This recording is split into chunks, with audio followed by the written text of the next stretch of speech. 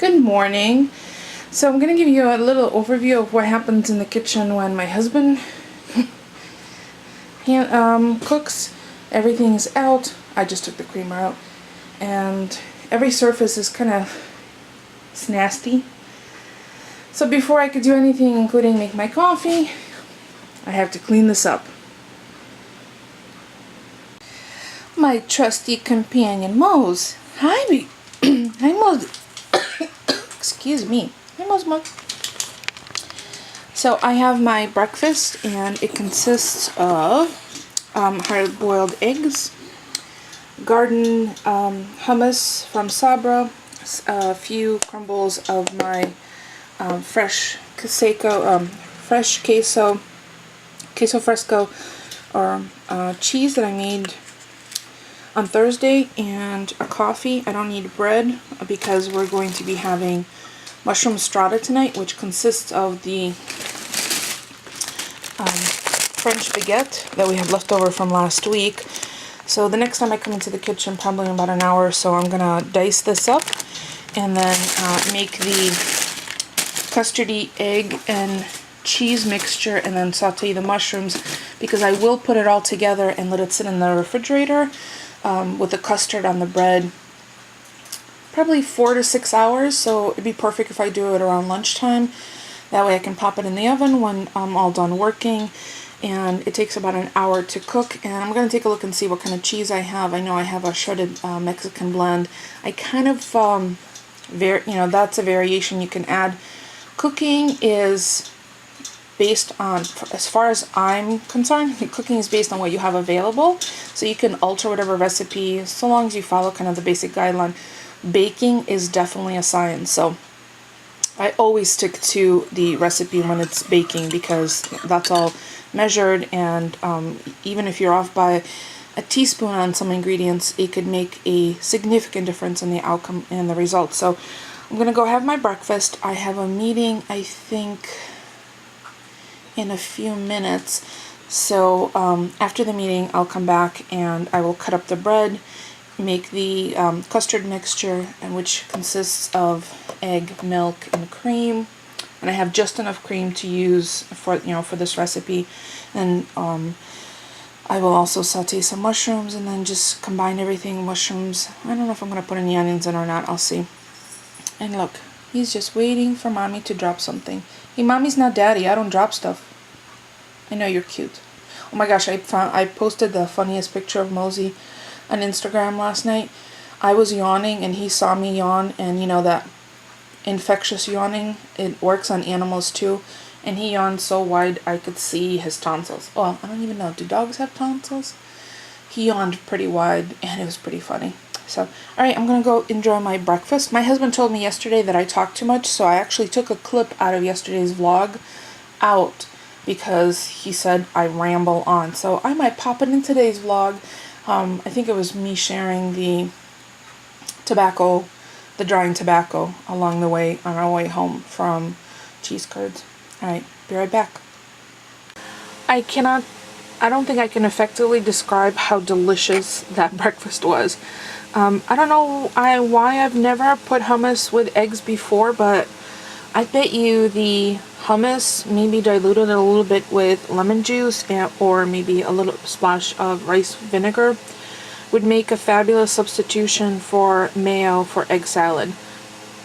It was flavorful. I didn't add any additional salt or pepper to anything, and the combination of the three, the eggs, the hard-boiled eggs, which were sadly the last of our beloved Nuggets blue eggs, were delicious. Just a hearty, really kind of very, very flavorful. The Sabra hummus that I used, I think it's the Tuscan vegetable. Really, really tasty. The only thing I'm not a huge fan of is that big blob of the tomato concoction that sits in the middle, and some people just, disperse it throughout, and I just left it as is because I prefer to have it without it, and hubby likes it. So, that way it appeals to both tastes. So that was really, really quite tasty. I know I've shared before, I like putting together kind of unusual flavors, or the flavor items that you wouldn't ordinarily think. Like sometimes I like hard-boiled eggs with a squeeze of lemon instead of salt, and a piece of like cheddar cheese. That's also really good. So this was very, very tasty. Like I stopped short of licking the inside of the bowl, which I might give to Moses since it's hummus and he can have that. There's no onions in it. So my meeting got rescheduled to 1, so I'm gonna have to make sure that I prep the Strata mixture before my meeting, so that way it has an opportunity to sit, because I have a 1 and a 2 and a 3. No, I couldn't resist myself. My husband's right, I do ramble. That's alright. You could fast forward, right? Alright. I'll be back later to show you what the Strata components are and how I put it together. I showed you that I was going to use the French baguette for the mushroom strata today, so I've diced up, since I was already in the kitchen, I took a few more minutes and just diced up all the bread, put it in a Ziploc bag. This is more than the 8 cups that I need, so I think what I'm going to do, since I already have this pan out, I'm just going to make a little bit, just 1 layer of some fresh croutons. We have salad pretty much every single day, so it'll be a nice little addition to maybe homemade Caesar I'll make sometime this week. So I'll pop them, you know, I'll put a layer on, drizzle a little bit of olive oil. There's already salt and pepper in there, so I'll just shake up the pan and then put it in the oven to let them toast up, and hopefully I won't forget about them. But the rest will go into the mushroom strata, which I will prep the mushrooms next. See, nothing goes to waste this way. So I've cut up the mushrooms, and I cut them pretty thickly. See that? I'm going to make sure that when we bite into the strata we know that it's a mushroom. I have the stem saved for the girls, and then so there's the pan.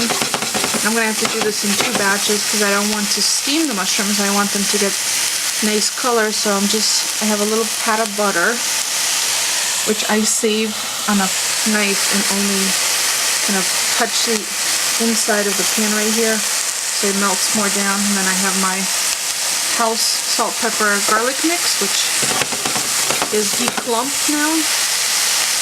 So I'm just going to keep an eye out, and I'll show you when this batch is done and I put the next batch in, and then I'll mix the custard part. So this is what it looks like after 3 or 4 minutes in the pan, and I have been turning them over individually. I'm going to take these out and put them on a paper plate and put in the second batch.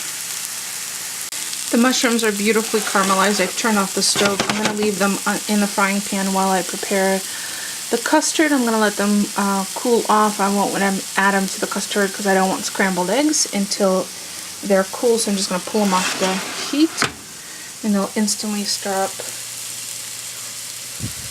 sizzling. So they're quieting down. So they've got a nice caramelization. I didn't overcrowd the pan. That's the content of both batches. So I'm going to go get some herbs from the garden, probably thyme and parsley. So that's the 8 cups of bread, and I've put 2 1/4 cups of milk over it. Milk has soaked up nicely. In the bowl I have 1 1/2 cups of half and half. I actually had cream, but I only had 8 ounces of cream, so what I did is the rest I added, which is another 1/2 cup, I added milk, so I made myself half and half. There's also 5 eggs in there already broken up, and salt, black pepper. So I'm going to add the thyme leaves and the garlic, chopped garlic. It's easier to mix it this way, because this way the bread is nice and moist already. And again, I'm doing this with my left hand, one-handed. I'm going to mix it, I'm going to add the rest of that, mix that all up, and then I will add it to the bread. Now, the recipe actually calls to layer the bread and the mushroom mixture.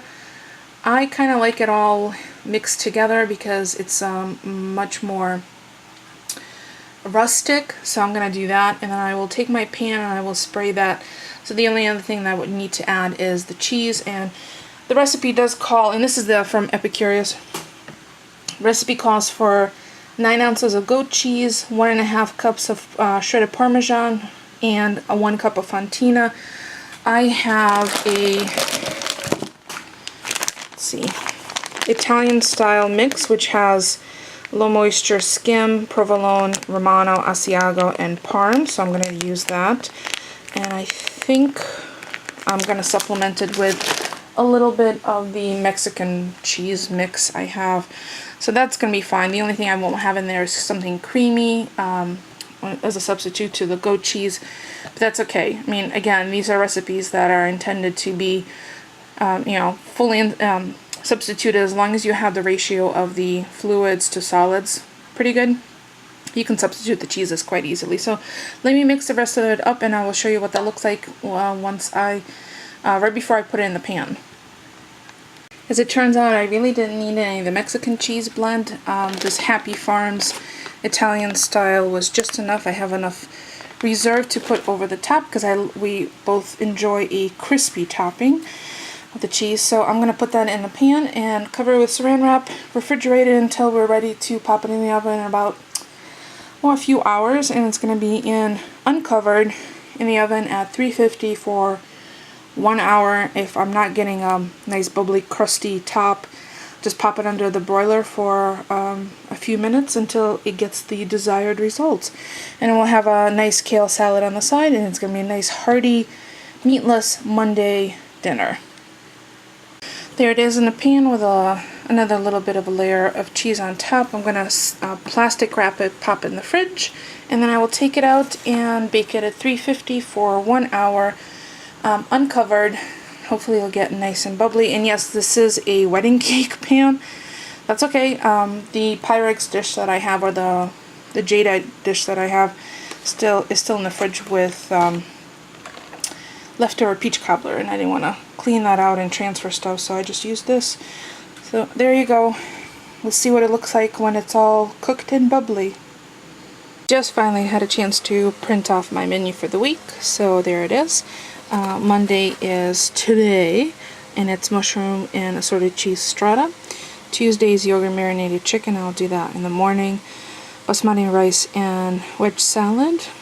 I think I'm going to serve some kale salad alongside of tonight's dinner. Wednesday is steak, oven fries, both sweet and Idaho, with a tomato onion salad with oil and vinegar. Thursday is everything but the kitchen sink soup. Whatever veggies and meat we have left over, I'll just use a base of, I think I have vegetable stock or low sodium chicken stock, and then I'll make some fresh bread. I'll put that in the morning. Friday is shrimp with cheesy grits, coleslaw, green and red cabbage, scallions, and oil and vinegar dressing instead of mayo. And then Saturday, for breakfast, I think I'm going to make French toast with blackberry syrup, lunch from quesadillas with some leftover meats from the week, with roasted tomato salsa, which I have in the fridge already. Dinner will be spaghetti and meatballs and a green salad. Sunday, I think we have plans to go out for breakfast. Then lunch will be sandwiches Polly's going to make, and then dinner is whole roasted chicken with Parmesan, roasted cauliflower with Parmesan cheese and a mixed green salad. So let's go see what the strata looks like. It's out of the oven resting. There's a mushroom strata out of the oven. It's been resting so we can bust into it, and I think I'm going to call it a night. We'll have a small salad on the side. This is very hearty, and look how crispy the top has turned out to be. So I will post the recipe in the description as well as on my blog. As always, don't forget to thumbs up. It's free for you and it helps me out. If you have any questions, just leave me a comment. I'll be more than happy to reply if I have the answer. If not, I'll point you in the direction of where you can find one. And don't forget to share if you find this entertaining, useful, helpful. Save it to your favorites, social media, whichever. Otherwise, thank you so much for watching, and I will see you tomorrow.